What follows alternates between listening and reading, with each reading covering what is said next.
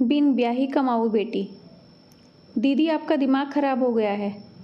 इस उम्र में शादी करोगी? कमल ने अपनी बड़ी बहन मानसी से कहा। हमारा तो कहीं आना जाना भी मुश्किल हो गया है आपकी वजह से। आपके शादी के किस्से हर जगह चर्चा का विषय बने हुए हैं। छोटी बहन जानवी भी कहाँ चुप रहने वाली थी। मम्मी आप ही दीदी को क्यों नहीं समझाती? दीदी सिर्फ अपने बारे में सोच रही है। मैं तो वैसे भी संयुक्त परिवार में रहती हूँ। मेरे ससुराल वालों ने तो उसी दिन से ताने देने शुरू कर दिए थे जिस दिन दीदी उस परिचय सम्मेलन में हिस्सा लेने गई थी। पता नहीं कैसे कैसे वाहियात लोग हैं इस दुनिया में जो ऐसे ऐसे वाहियात प्रस्ताव लाते हैं। सबसे छोटी बहन तन्वी ने कहा। कितना समझा दिया लेकिन यह टस से मस नहीं हो रही है। अपना परिवार चाहिए इसे। जैसे हम सब तो मर गए हैं, मानसी की मां ने हिकारत से कहा। मानसी सबकी सुनते हुए भी कुछ नहीं सुन रही थी। वह अपनी मां को कहना चाहती थी कि हाँ मां, पापा के साथ मैंने तुम्हें भी उसी दिन खो दिया था। मैं आज से 28 वर्ष पहले ही अनाथ हो गई थी। लेकिन उसने चुप रहना ही बेहतर समझा। वैसे भी यहाँ पर उसकी बात समझने वाला था ही कौन। कहने को भरा पूरा परिवार था, लेकिन वह सबके बीच एकदम तन्हा थी। जैसे जैसे भाई बहनों के विवाह होते गए, उनके साथ रिश्तों के सूत्र कमज़ोर पड़ते गए और अब तो टूट से ही गए थे। वह तो उन सबकी फैमिली फोटोग्राफ से गायब ही हो गई थी। बस महीने की पहली तारीख को वह सबको नज़र आती थी। उसके वेतन पर सबकी नज़र गिद्ध सी लगी रहती थी और चील कौओं के जैसे उसका वेतन नोच कर खा जाते। कुशल इतने कि उससे पैसे नहीं लेते बल्कि ज़रूरत की अलग अलग चीज़ों की मांग करते थे। 10 दिन पहले से ही पूरे परिवार की फरमाइशें उसके कानों तक आने लगती। वह अगर किंतु परंतु करे तो सब उसे ही दोष देने लग जाते थे। उसकी अपनी सगी माँ ही कहाँ उसका साथ देती थी। शिक्षा विभाग की नौकरी आपको सबकी देखभाल के लिए मिली थी। अकेले ही तो हो, इतने पैसा क्या करोगी? सरकारी नौकरी बड़ी आसानी से मिल गई ना। मानसी तेरे भाई बहन ही तेरा परिवार हैं। इन पर खर्च नहीं करेगी तो किस पर करेगी? मानसी पिछले 28 सालों से यही सब सुनती आ रही थी। उसे भी याद है कि सरकार भी इसी शर्त पर नौकरी देती है कि आप अपने परिवार की देखभाल करेंगे। 28 वर्षों में सरकार ने न तो कभी आकर देखा और न ही उसे याद दिलाया। वैसे याद दिलाने की ज़रूरत भी नहीं थी। इसके लिए उसके घर वाले ही काफ़ी थे। 18 वर्ष की छोटी सी उम्र से वह यह जिम्मेदारी निभा रही थी। मानसी डॉक्टर बनना चाहती थी। पापा भी यही चाहते थे। लेकिन इंसान की हर चाहत कहाँ पूरी होती है। कभी ज़मीन नहीं मिलती तो कभी आसमान नहीं मिलता। पता नहीं पापा के दिल पर कितना बोझ था उन सब जिम्मेदारियों का जो जिम्मेदारियां वो पूरी करना चाहते थे। उनके दिल को एक ऐसा आघात लगा कि पापा कभी उससे बाहर नहीं आ सके। पापा हमेशा के लिए इस दुनिया को अलविदा कह गए और अपने पीछे छोड़ गए एक भरा पूरा परिवार जिसमें 3 बेटियां और एक बेटा था। पापा की सरकारी नौकरी थी। कुछ दिनों बाद ही माँ की पेंशन शुरू हो गई थी, लेकिन 5 लोगों के परिवार के लिए यह पेंशन पर्याप्त नहीं थी। शिक्षा विभाग में नियुक्ति की प्रक्रिया जारी थी। मानसी और उसकी माँ दोनों पापा के दफ्तर के चक्कर लगाते थे। सबसे पहले नौकरी के लिए माँ से ही आवेदन भरवाया गया। माँ सिर्फ 8वीं कक्षा तक ही पढ़ी थी, इसलिए माँ की योग्यता इतनी ही थी कि उन्हें चपरासी की नौकरी मिल सके। माँ को नौकरी मिलती तो माँ 22 साल बाद नौकरी से सेवानिवृत्त हो जाती। पापा के शुभ चिंतकों ने माँ को सुझाव दिया कि आपकी बेटी मानसी 12वीं उत्तीर्ण कर चुकी है और 18 वर्ष की है। इसे बाबू की नौकरी मिल जाएगी। और दूसरा छोटी ही है कि 42 साल की उम्र तक नौकरी कर पाएगी।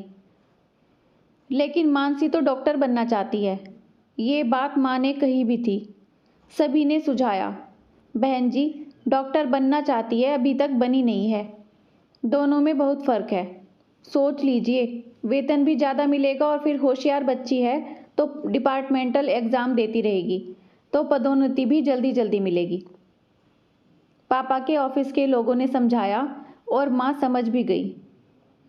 उस दिन से माँ ने अपनी बड़ी बेटी और उसके सपनों, इच्छाओं, ख्वाहिशों को भूलना या कहें कि उनकी उपेक्षा करना शुरू कर दिया था। यौवन की बहार मानसी पर भी आई। दिल उसका भी कई बार धड़का। रिश्ते उसके लिए भी आए, लेकिन माँ ने हर बार मीन मेख निकाल कर लड़के वालों को चलता कर दिया। मानसी ने एक दो बार कहा कि माँ, मैं उसी लड़के से शादी करूंगी जिसकी रुचि मुझ में होगी, मेरे वेतन में नहीं। यह घर तेरे लायक नहीं, सास बहुत खुर्राट है, ऐसा कहकर माँ हर रिश्ते को ना करती रही। तब मानसी को भी माँ की बात सच लगती थी। कोई भी माँ अपनी संतान का बुरा नहीं सोच सकती। मानसी यही घुट्टी पी पी कर ही तो बड़ी हुई थी, लेकिन उसे अपनी माँ के इरादों की कभी खबर ही नहीं लगी। उसकी माँ सोने का अंडा देने वाली मुर्गी को कभी खोना नहीं चाहती थी। पापा के दोस्त किशोर अंकल अपने बेटे सजल के लिए मानसी की माँ के कितने पीछे पड़े थे, लेकिन उसकी माँ ने यह कहकर मना कर दिया था कि इनकी 3-3 बेटियां कुंवारी बैठी हैं, अपनी बेटियों के दहेज के जुगाड़ के लिए कमाऊ बहू चाहिए इन्हें। सजल मानसी को भी बहुत पसंद था। 10वीं कक्षा में दोनों ने साथ साथ कोचिंग ली थी। माँ ने तो अंकल को अपमानित करने में भी कोई कसर नहीं छोड़ी थी। अंकल ने फिर हमारे घर से सारे रिश्ते नाते ही तोड़ लिए थे। माँ को अब केवल अपने 3 बच्चे और उनका भविष्य ही नजर आता था। आज भी मानसी को याद है, माँ ने शाम को खाने पर कभी उसका इंतजार नहीं किया। तीनों बच्चों को गरम गरम तवे से उतरती रोटी खिलाने वाली माँ हमेशा उसके लिए 4 रोटियां सेक कर रख देती थी। वह चाहती थी कि माँ खाना खाते हुए उसके पास बैठे, उसके ऑफिस की बातें करे, उसके सुख दुख के विषय में पूछे, लेकिन माँ के पास उसके लिए कभी वक्त ही नहीं था। वह अपने ऑफिस, डिपार्टमेंट, एग्ज़ाम और घर की जिम्मेदारियों में ऐसी उलझी कि इन सब बातों पर कभी गौर ही नहीं किया। उसे समझ ही नहीं आया कि वह माँ की लाडली प्यारी बेटी कभी थी ही नहीं, हमेशा एक कमाऊ बेटी ही बनी रही। लेकिन इतना सब करके भी वह इस परिवार का हिस्सा नहीं बन सकी थी। अपने जीवन के बहुमूल्य 28 वर्ष इस परिवार को देने के बाद भी वह पराई ही थी। कमल, उसकी पत्नी और उसके बच्चों पर मानसी का कोई अधिकार नहीं था। पिछले महीने कमल के बेटे को जरा डांट दिया था तो उसकी पत्नी ने कितना सुनाया था कि कभी खुद के बच्चे हुए नहीं, बच्चों को पालना और संभालना आपको आएगा भी कैसे। मानसी कितनी ही बार सुन चुकी थी कि दीदी, हम लोग अपना घर अपने आप देख लेंगे। माँ भी अक्सर अपने बेटे की ही तरफदारी करती थी। एकाएक कमाऊ बेटी पराया धन हो गई थी। भाई भाभी के घर में उनके तौर तरीके से रहना पड़ता है, माँ अक्सर यही कहती। मानसी सोचती कि मेरा घर कभी मुझे बनाने नहीं दिया, और जिस घर को अपना समझकर मैंने हाड़ मांस से सींचा वह भी मेरा नहीं रहा। अब उम्र के इस पड़ाव पर मानसी को अपना खुद का घर और परिवार बनाने का अवसर भी कहाँ मिलने वाला था। चेहरे की लालिमा और चिकनाई समय की भेंट चढ़ गए थे। बालों में से सफ़ेदी झांकने लगी थी। कब युवा मानसी प्रौढ़ावस्था में कदम रख चुकी थी, पता ही नहीं चला था। मानसी को घर काटने लगा था। वह घर छोड़कर कहीं दूर चली जाना चाहती थी। इसी बीच उसे दूसरी पारी परिचय सम्मेलन के बारे में पता चला। उसने इस समारोह में हिस्सा लेने के लिए पंजीकरण करवा लिया और वह वहां गई भी। वहां जाकर उसे पता चला कि उसके जैसे कई लोग हैं जो घर परिवार के साथ होते हुए भी नितांत अकेले हैं। वहां पर मानसी की भाभी के किसी दूर के रिश्तेदार ने उसे देख लिया और घर पर सबको इस बारे में पता चल गया। मानसी ने अभी तक विवाह करने का निर्णय भी नहीं लिया था, यहाँ तक कि उसे वहाँ कोई जीवन साथी समझ भी नहीं आया था। लेकिन एक उम्मीद बनी थी कि उसे भी जिंदगी दूसरा मौका दे सकती है। उसके घर पहुँचने से पहले ही यह खबर पहुँच गई थी कि मानसी विवाह संबंधी किसी परिचय सम्मेलन में गई थी। घर पर आते ही माँ, कमल और भाभी सब उस पर चढ़ गए थे। अच्छा हुआ वहाँ बहू के रिश्तेदार ने तुझे देख लिया, नहीं तो हमें तो कभी पता ही नहीं चलता। हाँ माँ, दीदी तो जीजाजी को लेकर ही आती। अपनी बुआ के ऐसे लक्षण देखकर मेरे बच्चे क्या सीखेंगे। कमल की पत्नी ने भी मानसी को अपमानित करने में बढ़ चढ़कर हिस्सा लिया। मानसी को अपने घर वालों से इस तरीके के विषैले शब्दों की उम्मीद नहीं थी। उसने भी गुस्से में कह दिया कि हाँ माँ, मुझे एक सज्जन बहुत पसंद आए हैं, अब मैं उनसे ही शादी करूंगी और अपने घर चली जाऊंगी। ऐसा कहकर मानसी वहां से चली गई। भाई भाभी और माँ खुसर फुसर करते रहे और अगले दिन सुबह दोनों बहनों को भी बुला लिया गया। घर में आज सुबह से ही मानसी पर चर्चा चल रही थी। आप लोगों का बहुत सुन लिया और सह भी लिया, अब और नहीं। शिक्षा विभाग की नौकरी का एहसान बखूबी चुका दिया है मैंने। तुम लोगों को इस काबिल बना दिया कि तुम अपना जीवन संवार सको। अब मैं अपना जीवन अपने तरीके से जीऊंगी। इस शहर से ट्रांसफ़र करवा रही हूँ। जानवी, तेरा संयुक्त परिवार कहाँ गया था जब तेरे पति को रिश्वत लेते रंगे हाथों पकड़ लिया गया था?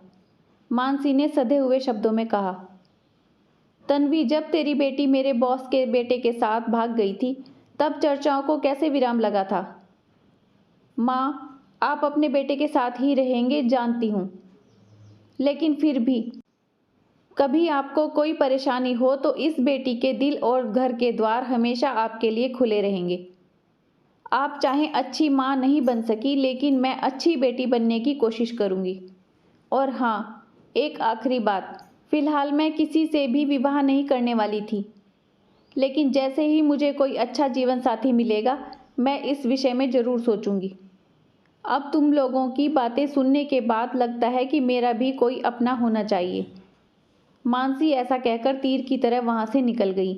अब अपने घर वालों की बेतुकी बातें सुनने की उसमें हिम्मत नहीं बची थी। परिवार के सभी सदस्यों के चेहरे देखने लायक थे। दोस्तों, कैसी लगी ये कहानी आपको? अपने विचार कमेंट्स में ज़रूर बताइए। अगर कहानी अच्छी लगी है तो लाइक शेयर सब्सक्राइब करना मत भूलिए। अपना खूब सारा ध्यान रखिए, खुश रहिए, मुस्कुराते रहिए।